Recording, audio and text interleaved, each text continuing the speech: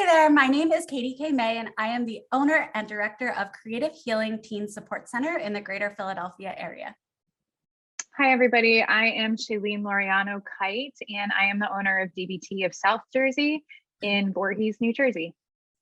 Shailene and I put this video together for caregivers of our teen DBT clients because we wanted to have a way to teach you how to help your teen be successful in DBT treatment. And we're hoping that this serves you in that process. Katie and I are here together today to give parents and caregivers 10 ways to support their teen's success in DBT treatment.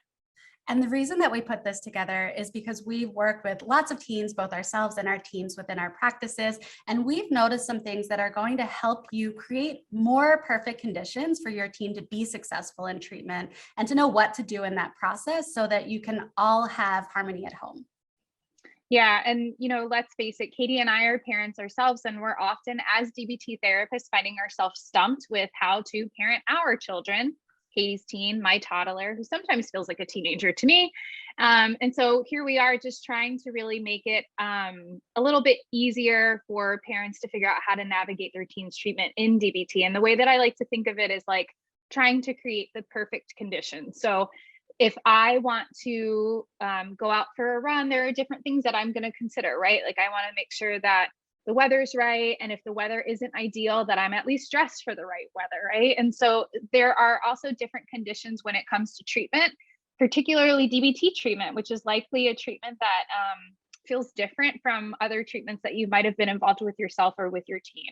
And so with all of that being said, I'm going to start off with my first tip, which is to just have an understanding around how treatment, and not only treatment, but just our environment and the way in which we live, is transactional. And so transactional really meaning what I do impacts my environment, and what's going on in my environment impacts me. So being a parent or caregiver that's here and watching this video, that means that you're here and you are a part of the treatment for the teen that you are supporting, right? And so because of that, it's really important to be able to consider that it's not just the teen who needs the skills, right? Like it's us parents who need skills too. And that it's also requiring us to be able to do work right alongside our teen or the person that we're supporting. Because without doing that, it's kind of like the teen is just off on their own doing their thing, and then we're off on our own doing our thing. But the reality is that we're in an environment together, and both of us need to find ways to learn, adapt, and change in order to grow. I think that's so important to consider too, just the way that we influence each other. If you think about whether it's a toddler or a teen and they're having an outburst or a tantrum, I can imagine, my chest getting tight, my blood starting to boil, my emotions rising. And so really there is this choice point in how I react is going to influence the next step for my child, like a chess match, like checkmate, here we are, what's next? Yeah, and in that too, always considering what the objective is at the moment, and that like that target is constantly moving. For example, this morning I was trying to get my son to eat and he started having a meltdown. And so then I'm faced with, okay, what's more important here, the meltdown or the eating? And if my goal is to get him to eat, he's not going to eat while he's having a meltdown. So I now have to consider how I'm reacting to the meltdown if I'm going to hopefully get him influenced in a way that he's more regulated and that he's going to eat. And so again, like change is always happening, and whether we like it or not, we're impacting one another. And because we impact one another, we have to consider what our spot is in that. Exactly. That's actually perfect segue to the next tip. Go ahead. Yeah. So knowing your role in your teen's treatment. So not only are we encouraging that you do the work alongside your teen, that you're gaining skills so that you know how to respond, but it's important that you know your role in your teen's treatment. And there are a couple different, I'll call them like avatars that you could be within your teen's treatment. And there's no one right way. It all comes down to what's going to be most supportive for your teen. You could be a cheerleader. You could be encouraging them, validating, communicating, like, I believe in you. I know that you can do this, praising all of their efforts and celebrating their successes. And if this is something that resonates with your teen, then great, that is the role that you can be in to support their treatment. You could be their confidant. You could be there to listen when something is hard for them, to encourage them to express themselves between their sessions, to sit in on sessions when you're invited and listen and validate and understand how hard it is for them. And to be someone that they trust, that they can go to hear about difficult experiences, and be sure you're keeping that information private as well, because they're trusting you with some really important stuff. Some of our teens need a coach. We're teaching a lot of skills in DBT, and some of them are harder than others to grasp and even harder to put into practice. And so having a trusted caregiver that can help you practice your skills, can notice when you're doing skills. And part of that noticing and doing skills is also like knowing the skills, again, going back to being able to learn them on your own. And so helping them put those skills into practice, or even sitting with them while they're finishing their worksheet for a DBT skills group, making sure their homework is done, not with an oversight watchful eye, but in a supportive way if that's something that they have mentioned is helpful for them. And in that same regard, like being their assistant sometimes. Understanding, again, the priorities that come with being in a DBT program. It is an investment in your future and in your skillfulness and in your ability to regulate emotions. And with that, sometimes that means that the pile of laundry might not get put away if they're going to skills group that night. So understanding where you can make concessions to be supportive of your teen's priority to really enact change in this process, and making sure that you're communicating that with your support in your words and your expectations for them. And of course, with being a parent, there are so many roles we have already, right? So I can imagine even just like a sense of overwhelm in hearing this, like, what do you mean know my role? Like there are so many roles that I have to kind of like bounce around, and it's hard to read or to know kind of like what your kid is going to be receptive to in that moment, in that mood, in that setting. And it's a lot to juggle. But I think another thing that can be helpful is also knowing what your role isn't. What your role isn't as a parent is definitely not their therapist, right? And so you have come to us or to some DBT program, if you're watching this, and the idea here is that you are putting trust in your child's treatment team to be able to support them as the experts in the kind of work that we do. This is incredibly hard to do as a parent, but it's also incredibly vital to the success of your teen's treatment to really trust the team. I think it's really difficult. I know from experience that it's really difficult to have successful treatment with a client when parents are constantly calling or emailing or demanding sessions, or to know what happened in session, or to get updates. It's just a really hard, again, going back to this idea of conditions. If I want to go for a run, but someone's like yelling at me and demanding that I go quicker and telling me that I didn't make it in time, or I should have gone up earlier, like that's really not going to make it easier or more motivating me to do that. And again, as a parent, we kind of have to come back to this idea of like, what's my objective? And I have to be thinking long-term. So as hard as it is to tolerate just how difficult it can be, I know this is something we're going to talk more about, to wait for, progress to happen. It is really important that you kind of hand the reins of being therapist over to your teen's therapist, so that way they can do the best work possible. Because I think also at the end of the day, if your teen therapist is busy taking calls and flooding emails and things like that, that's less time that they're able to spend helping not only your teen, but all of the other teens that they serve too. So know your role. That's definitely a big one. Anything else to add on that one, Katie? Yeah, I would just say that information alone is not going to get your teen to change, or not going to move the process along any faster. And so I know a lot of times there's an urge for caregivers to share, like, here are all the things that have happened, or here's the 3 paragraphs long email of all of my thoughts about why this is happening. And I know that that comes with good intentions. And I know that comes with wanting to make sure that your therapist is the most well-informed and has all of the information to best support your teen. And that information, we want to hear from teens directly. We want to empower them to be their own voice in treatment, because you can want it all day for them, but until they're showing up and doing the work, that's where we're seeing real change happen in the process. Yeah. So the next thing that I want to talk about, so we've talked about the transaction between teen and parent and the environment and whatever person's in the environment. We've talked about knowing our role.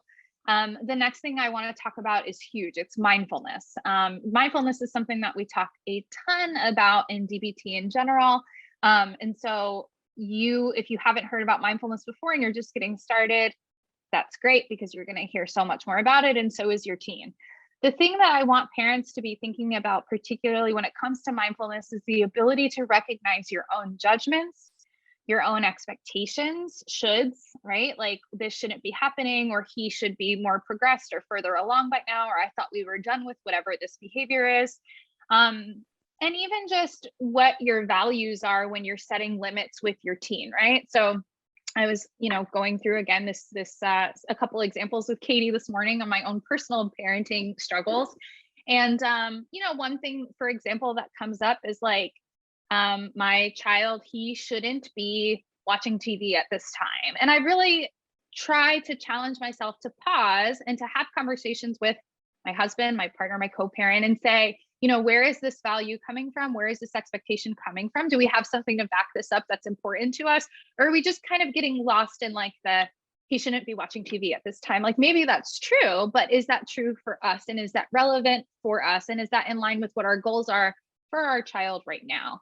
I think, again, judgments is something that's really important, not only for the teen, but also for yourselves. It's so easy to start getting lost in the story of, that our children's progress is a direct reflection of our parenting. And I think there's truth in that. And I think there's a lot of evidence that kind of shows the other side of that. And so at the end of the day, if we get lost in all of the judgments that we have about how bad of a job we're doing, again, that just does not support the conditions for a great run or a great run in your child or teen's treatment. What would you add, Katie?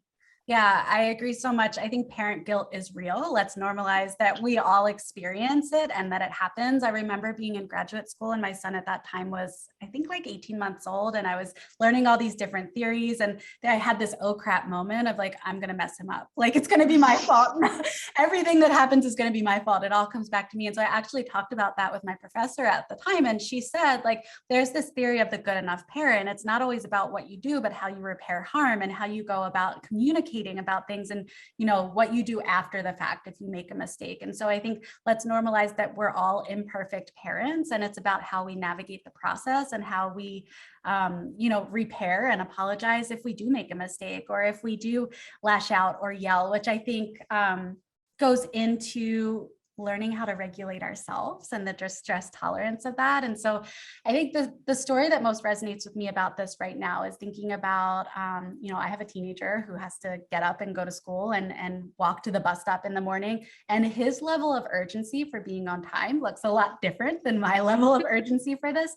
And so he'll like take his time and pet the dog and, walk slowly up the stairs to brush his teeth. And everything within my body screams this, like, move him along, nag him to move faster, tell him what time it is. And I used to do those things because my ability to tolerate the distress of his slow movement and my desire for him to be there quicker was very low. But what I recognized was like, it didn't actually make him move any faster. It didn't create faster change. He just did his thing. And so when we can think about tolerating distress that way, is that the rate of change is going to happen at the rate that it happens. We need to allow for that natural change as it happens individually for each person. And that as a part of that process, we need to regulate ourselves as caregivers, and we need to recognize when is it actually effective to act on that urge to nag, to act on that urge to talk more about this, or to reach out to the therapist if things aren't changing fast enough.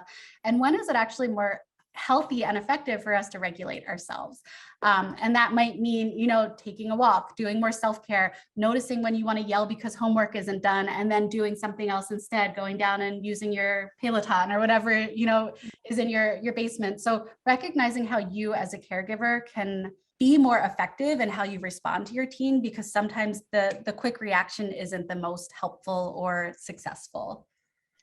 Yes, it makes me think of, there is terminology or teaching in a certain type of trauma treatment, and the reference is getting inside your window of tolerance, right? And so in times where I'm very patient and mindful, and my son does the same thing, and honestly, he's being super mindful. He doesn't care about time or anything else. He's just like, look at this yellow leaf. Like, he wants to show me the yellow leaf, right? And I'm like, but we have to go. We have things to do. Mm-hmm. And so my window of tolerance, like after I've done skillful things, right? Like after I've had a good night's sleep, which that pattern starts the day before of being skillful, right? Like not staying up all night. And like, I have to know those things about myself that are going to widen my window of tolerance, like the amount of time that I can spend in a space and tolerate emotions that are difficult or annoying or frustrating or make me ragefully upset, like whatever it is, that window, I'm trying to expand it as much as possible. When my window of tolerance is like as big as a pinhole because I didn't sleep or I didn't have time to exercise and I had to skip breakfast because I was running late, like all of these things kind of like shorten the window of tolerance. And that means like someone could just look at me the wrong way and then I might, really lose it. So thank God I have these DBT skills. And the idea here is like as much as possible, not only for the sense of being more effective, like very pick your battles, right? Like what are we arguing about? Let me try and regulate myself, but also just for modeling, right? Like if your teen is here in treatment, you want them to figure out how to regulate more skillfully over the course of their life, right? Like this isn't a one and done thing. These are skills that they're going to need for their entire lives. And so what better way to do that by regulating yourself, just to act as a model for your child to be able to see, okay, like mom leaves the situation and takes a deep breath before she says whatever it is that she has to say. So there's a big theme here around tolerating distress. And that's our fifth point. Yeah. Tolerating your distress as a parent. And I think it's on here in different ways throughout our tips because it's just so important. And it's also incredibly hard to do. And you're hearing it here from two DBT therapists that, we're experts in behavior, and yet we get it. We get and totally understand the struggle as parents. The things to really be mindful of when tolerating distress as parents, we had already talked about reaching out to the therapist. So there is a time and place. What we're not saying is go to the extreme and don't tell them anything. But it's likely that your teen's therapist will communicate to you in early sessions or at some point during treatment where they're orienting you. Here's what you can expect from me. Here are ways that I like to be informed about what's going on, and everything else, we will involve you in treatment either in a scheduled or more formal way or as needed. And so it's important to be communicating in that way versus, hey, I want to let you know what Billy did last night because he skipped his homework and then he stayed up too late. And like, there's just a lot of things that really are not at the level of priority that the therapist is prioritizing them that. And the good thing is, as a parent, you don't really have to worry about that. What you have to do is know your role, stay in your lane, support the therapist in doing their work by doing your work as a parent. Other ways that practicing distress, tolerating distress is really necessary here is just tolerating the rate of change. Like it would be great if clients could come see us in a few sessions and bam, like things were well and taken care of. And we're also not naive to the fact that the issues that bring you here to DBT are likely not as trivial as homework refusal or getting up late. Like that's probably a part of a bigger story that involves some really scary things, substance use, self-harm, suicidal thinking. And on the one hand, it is incredibly difficult to tolerate sitting with the fact that your kid is feeling this way and is in such distress that they could actually hurt yourself. And at the same time, reacting to that from a place of fear and terror and urgency will not make the situation better. In fact, it might even make the situation worse. So it's really important to allow natural change, to allow change to happen at the time in which it's going to happen, because rushing it along generally makes it take longer.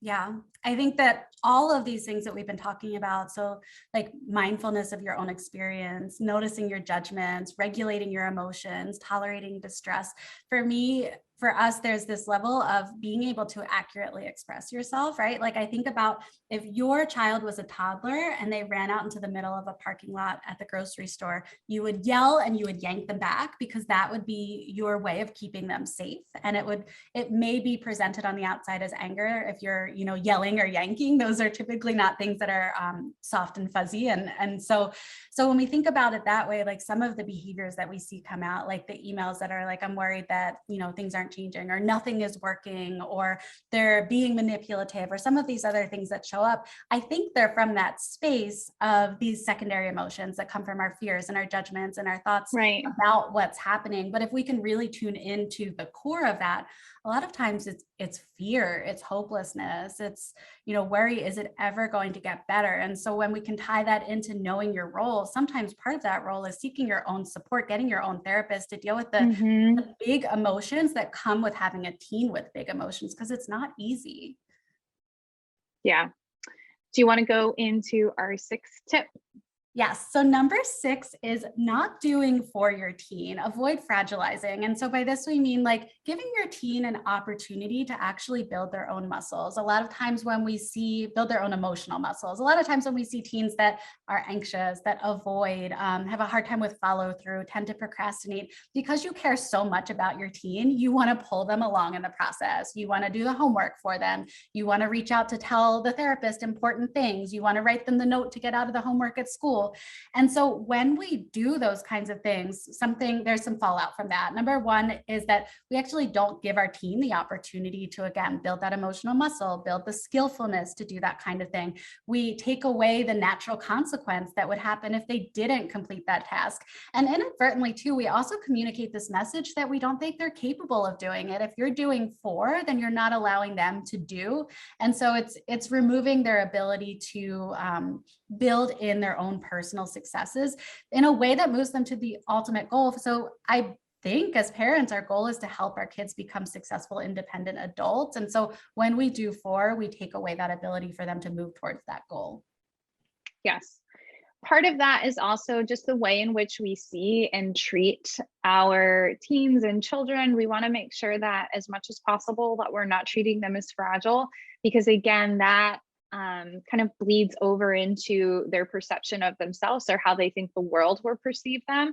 And so as much as possible, we want to create opportunities for our children to be more competent and to be more skillful. Part of this also goes along with our 7th tip. Again, this idea of treatment needs time to work, and there are going to be things that interfere with treatment that I think to the outside world, outside of DBT, and maybe even just other therapists that aren't DBT therapists, specifically around risk and hospitalization. In order to be a DBT therapist, we naturally have to have a higher level of tolerance when it comes to risk behaviors. And I'm talking specifically about suicidal thinking, self-harm, and substance use. Now, again, on the one hand, as a parent, I 1,000% wholly and completely understand how can we just sit here with this, right? Like Susie is cutting herself. How can we just not be doing nothing right now? And the reality is like, well, right now we're in right now, and we can only do what we can within the constraints of whatever right now offers. And what's going to get in the way of the therapy working? And we know that DBT treatment is the gold star treatment for clients who are suicidal and self-harming and having a hard time regulating emotions. But they need to be able to get in that treatment and stay in there consistently. Something that will get in the way of that is going to the hospital every time something happens. And so there's a dialectic here. There's an opposition that has truth on both sides. The hospital will keep somebody safe when they're struggling with suicidal thinking or self-harm, right? Like it completely removes them from the environment. And so it makes it so that they are in a safety net. And we want that to happen. Like we want teens to be safe. We want kids to be safe. We don't want anything bad to happen to them. At the same time, if they are always getting pulled out of their environment and going to the hospital, not only is it interfering with their DBT treatment, but it's again actually taking them out of the environment that they have to learn how to deal with. Like that environment isn't going to change.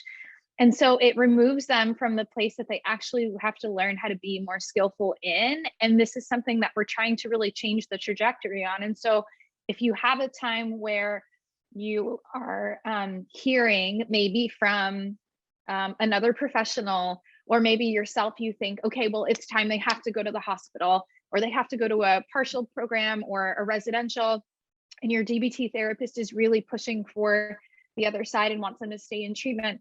There are reasons for that. And there's also a lot of research and evidence to show that people generally get worse symptomatically after going to the hospital, that their risk might actually increase after going to the hospital. And so there is reason to that. And so you'll hear this again, but we wanted to say it to you here. that we know how hard it is to tolerate that your kid is struggling with these high level problems like suicidal thinking and self-harm. And the hospital isn't going to be the answer all of the time. And so it's really important to use the skills that you're learning in group alongside your teen to be able to tolerate these higher levels of distress and to allow natural change to happen. Totally. And so my work history is actually in a partial hospital program and in an inpatient unit. And so one of the things that I educate families on now is that the hospital is a holding place, not a healing place. And so Right. if, in fact, you cannot, there is an inability to keep your teen safe at home, then the hospital is likely the right place. And what I know is that it's very short term, and then they're coming back to their natural environment, which you already covered. And so if we want our teens to learn the skills to move forward and to be successful in their natural environment, then DBT is the right place for them. Right.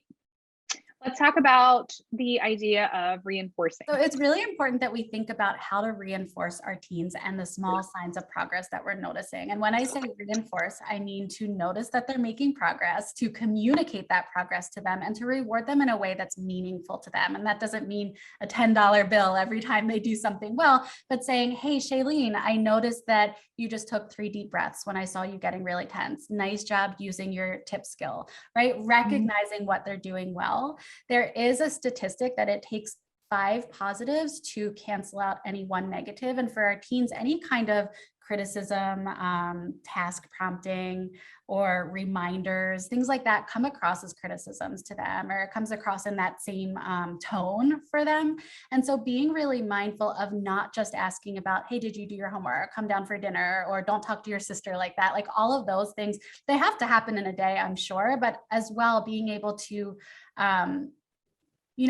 notice what they're doing well. And I think that it's also important to have realistic expectations as a caregiver about what doing well looks like, because it's not 0 to 60 in 10 seconds. It's, if they were running away for 3 hours at a time, if they were coming back after an hour, that's progress. They're coming home sooner. So we want to be really mindful of what does progress look like and how are we communicating that we notice that progress for our teens. Success begets success. So the more that you can highlight those successes, the more you're going to see successes from them.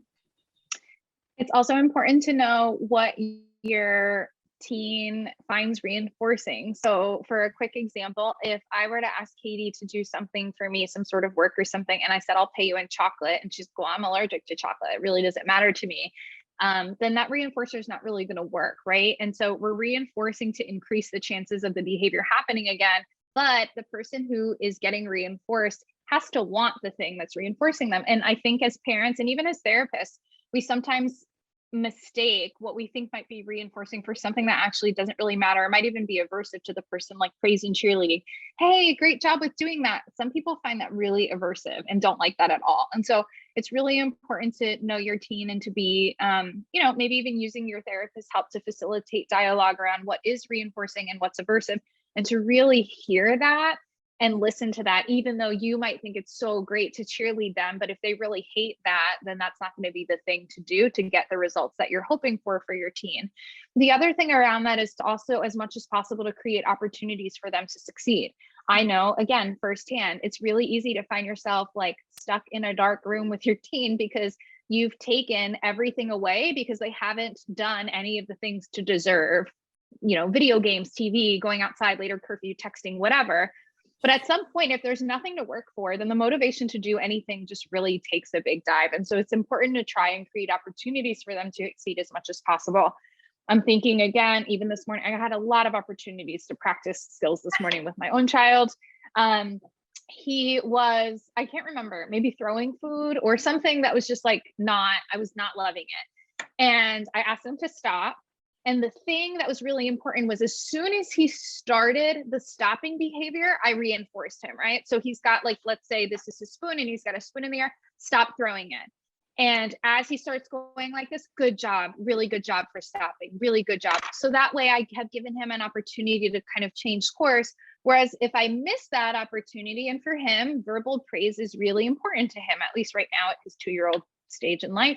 And if I miss that window, he could have gotten stuck in, he tends to get kind of embarrassed when he's told to stop doing something. So stop. And then if I didn't catch it, he could have curled in, became embarrassed, and then started acting out even more, is which I generally see of him. And so again, just really trying to scan for those opportunities to shape up the behavior that we're looking for.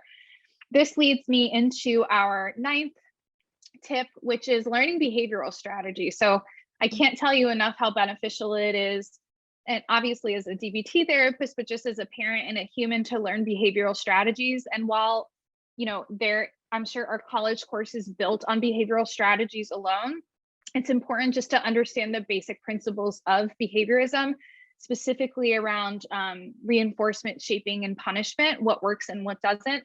So again, we spoke to positive reinforcement. That's generally what's going to get you the most change. But you also want to make sure that you have some understanding of how your behaviors, because again, these are transactional environments. You and your child are not living in 2 separate homes. And so because you guys are there in an environment together, it's really important to consider what you might be doing to continue to reinforce their behavior, what they might be doing, and what other people might be doing, right? And so again, just looking for these small, subtle changes. I remember previously working for a hospital as well, and the policy of the hospital was that if anybody self-harmed, they had to go to the nurse. And so we had to have conversations with the nurse about the conversations that she had with someone and the way in which she took in the patient who had self-harmed. There's a difference between, hello, hi, let me see your arm, let me see what happened. Okay, here's a Band-Aid, go on your way, versus, oh my goodness, honey, come take a seat. Do you need a lollipop? Like, there are different things in there, and everything we do and say in life matters because we live in this transactional world. And so one tip I have for parents is learn a little bit about behaviorism. There's a quick read called Don't Shoot the Dog. You can find it on Amazon. I think it's like less than $10, and you can read it in a few days. That can teach you those basic principles. And I'm sure I know there's also worksheets in the DBT book about behaviorism. So take a look at those things. I would say an important part to add about behaviorism is being mindful of the extinction burst. And so recognizing that as you start to make changes in the environment at home, that some of the behaviors that you've seen in your teen could increase. And I'll liken this to, again, if you were in the checkout line of a grocery store with your toddler and they wanted a candy bar and you said, no, you can't have a candy bar, and they started crying louder and tantruming louder and making a big scene, this is the extinction burst. Maybe they got a candy bar the other 3 times you were at the store. And so this is the first time they're not getting it. So their behavior is increasing in order to try and get that same need met. And that happens with your teen too. Their threats might get more intense. Their stomps might get louder as they go up their stairs. Their eyes will roll harder. Their words might be more biting towards you. That doesn't mean that you're doing it wrong. It actually probably means that you're doing it right. You're starting to make changes that are going to change the patterns and change the experience at home. And I think that's where I see families start to pull back, start to hospitalize, start to give in. And when we give in, then we're actually reinforcing that, oh, these big behaviors get me what I want, so I'll keep doing them. Right. So to recap, before we get into our 10th and final tip, we talked about understanding the transaction between ourselves, the environment, our teen, knowing our role as parents in supporting our teen's treatment, mindfulness, specifically recognizing our judgments, our own emotions and expectations, the importance of self-regulation before approaching, tolerating distress around reaching out to therapists, as well as tolerating the slow rate of change and growth, making sure that we're not doing it for them as parents and avoiding fragilizing them. We understand the risk. We understand the importance of tolerating risks, specifically around hospitalizations and the dialectic that's there with tolerating such scary things, while also needing to trust the process that lives within DBT. We talked about reinforcing positives and increasing behavior that we're looking to see by shaping the success that we see, no matter how small it is. And then our 9th tip was around learning behavioral strategies. So that way we're a little bit more informed on how our role it might be impacting our teen. Katie's going to give us our 10th tip to support teens. Yeah, so number 10 is really important. I want to make sure that you hear this. Stay hopeful. This is such a hard process, and it's not all or nothing. When your teen engages in a behavior, one of the ones that brought them to treatment, again, after they start, it doesn't mean that you're back at square one. It means that you're in the process. We expect that this might happen, and it will happen, and we're prepared for it. We're DBT therapists. This is what we do. And so We are holding a lot of hope for you. And in the beginning, we actually don't need you to have as much hope as need you to trust in our plan, that we know what we're Right. doing. And as a part of that process, you'll start to see these small signs of success. So we want you to stay engaged as much as stay hopeful that things can change in this process.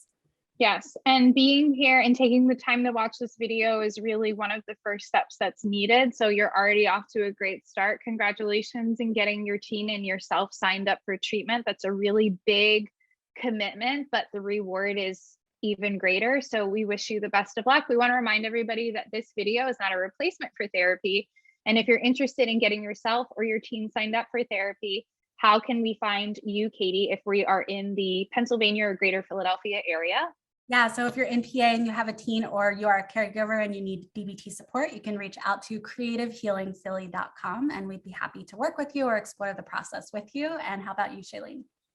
And if you are in New Jersey looking for treatment for your teen, family, or even yourself, as we serve adults as well, you can find us at dbtofsouthjersey.com. Thanks for being here. Take care.